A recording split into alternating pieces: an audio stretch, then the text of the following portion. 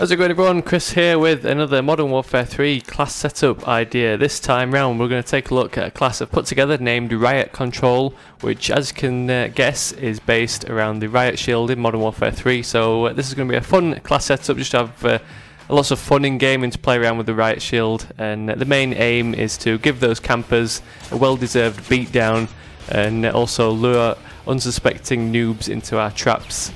So if you want to just forget about kill-death ratios and winning those games for an evening or a weekend gaming session, just slap on this class and have lots of fun just bashing people over the head with your plastic shield.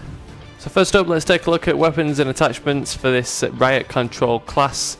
So first up, obviously we're going to have to go with the Riot Shield. It wouldn't be much of a Riot Control class without the Riot Shield.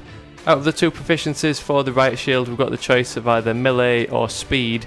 And my choice definitely goes with melee. It decreases the time between those bashing attacks, so you can really go to town beating down your enemies. We're going to need a powerful secondary weapon for our Riot Control class. We're going to forget all the usual police rules of engagement and we're just going to gun down anyone who gets in our way. So to do the job we're going to equip dual FMG9s. They're probably the most overpowered weapon in the game, especially up in close quarters. They are quite despised nowadays, so in other classes I probably would have avoided them in favour for, say, the Scorpions or MP9s. But seeing as we need something super powerful and the FMG9s don't suffer from low magazine size like the Scorpions do, it makes them the perfect choice for this class. The main tactic you can employ is just to sneak up to the bad guys with your Riot Shield enabled, crouching down to protect your legs and feet. Then allow them just to spray a full magazine towards your Riot Shield, and as soon as they start reloading or turn around and try and run away, there's your chance to quickly switch over to the FMG9s and blaze them down. So moving on, let's take a look at some equipment and grenades we're going to use for this Riot Control class. A good choice for the lethal slot would be the throwing knife. A cool tactic is to stick a little sticker on your TV screen to identify the centre of that throwing knife crosshair. And you can line up your shot before even making yourself vulnerable while pressing that throwing knife button.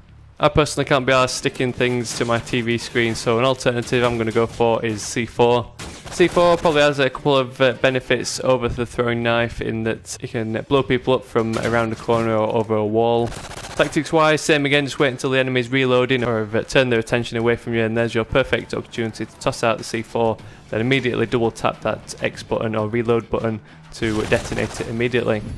For the tactical grenade, I think the best choice would be concussion grenades. This is simply because they slow down the enemy, so if you're trying to chase someone down to bash them over the head with your Riot Shield, toss out the concussion grenades to slow them in their tracks.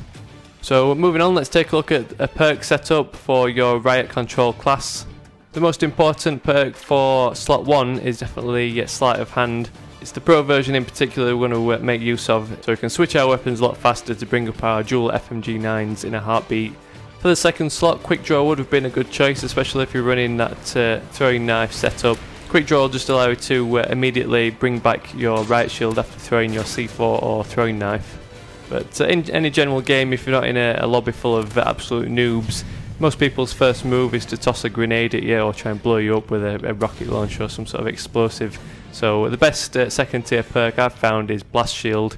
Blast Shield will just help protect you against those grenades, so unless you get stuck by a Semtex you'll be pretty safe. And it'll also give you a little bit extra protection when you're tossing out your C4, so if you prematurely detonate your C4 you'll not be caught up in the blast. And finally, for the third tier perk, the best perk to go for is Steady Aim. Not only will we use Steady Aim to get our increased hipfire accuracy for our dual FMG9s, but the pro version of faster recovery from sprinting is also very handy to bring up your Riot Shield after sprinting towards a bad guy to instantly protect yourself. So finally, let's finish off this class setup with a look at some POINTSTREAK rewards. So we're going to be using this support package because it's not likely that you're going to go on any long kill streaks with Assault or Specialist using the Riot Shield. So the 3 POINTSTREAK rewards we're going to go for are, first up, Ballistic Vests. Whenever you see Riot Police getting ready for action, you'll see them don their protective gear. So in game we can equip the Ballistic Vest just to protect us from those enemy bullets. Ballistic Vest will just give that extra little bit of health just to protect you against one extra shot, which doesn't sound much, but it can make the difference between life or death in game.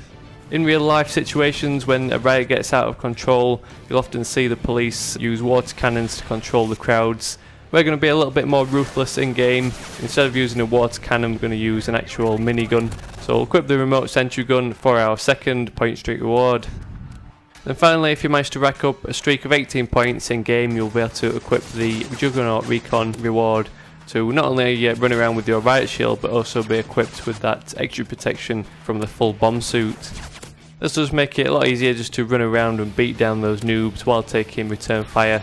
It'll take at least a couple of guys to bring you down when running around with the Juggernaut Recon suit. So before you get gunned down, at least you'll be able to batter one or two bad guys.